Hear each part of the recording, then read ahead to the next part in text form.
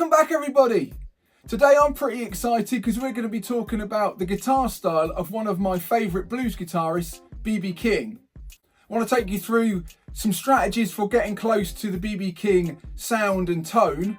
I also want to talk about the classic B.B King note choices and playing position, that all important vibrato style, and also take you through some of the ideas that I used for that intro B.B King style blues guitar solo.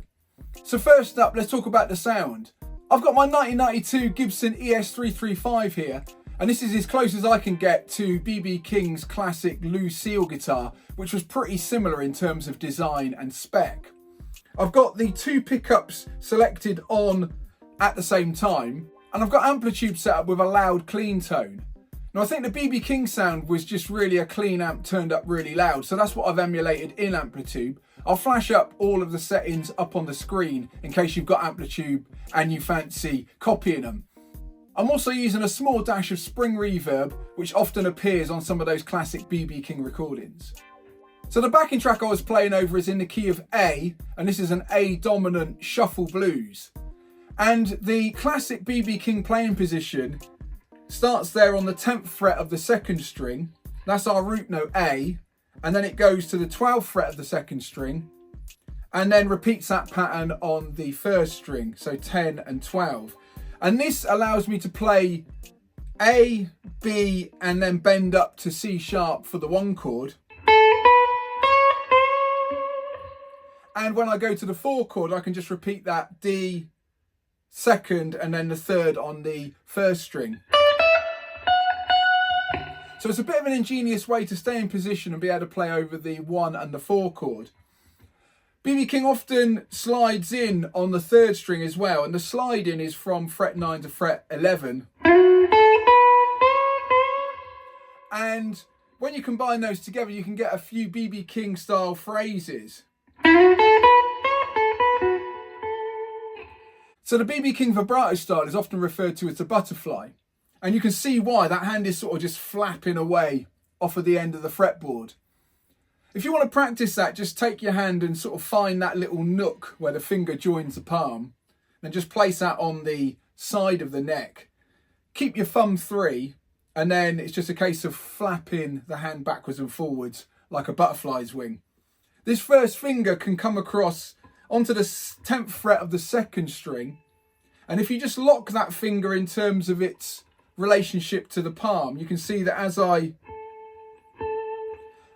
flap that butterfly's wing, it adds a fast but narrow vibrato. And that's the key to the B.B King vibrato style, it's just that fast and narrow style. Now, dynamics are quite an important part of this as well, so we can play quite hard, and then you can add a quieter vibrato. And I've set up my sound here so that if I play hard, I get a little bit of breakup, and if I play quietly, I can get that sort of emotional content into the solo. So let's have a look at some of the ideas in the solo. First up was a string bend from fret 12 of the second string up to fret 14. And to add a little bit more attack to the note, I can just hit that third string on the way in. And that just adds a little bit more theatre to the delivery. For that second bend, I don't need to re-pick it, I can just pre-bend it.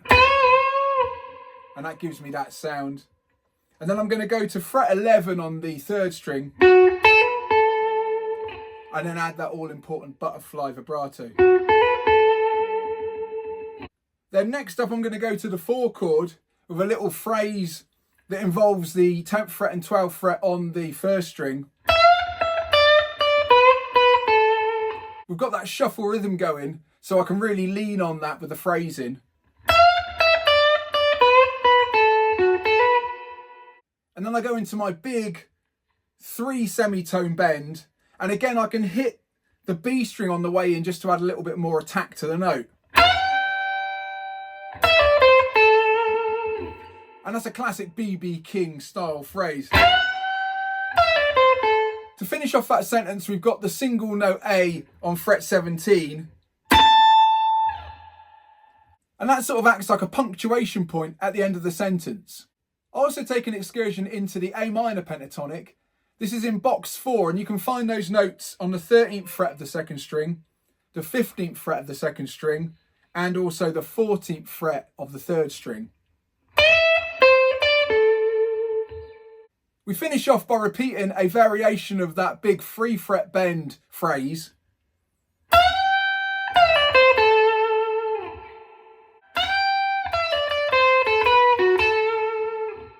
And then that whole first chorus is punctuated with our B.B King top root note.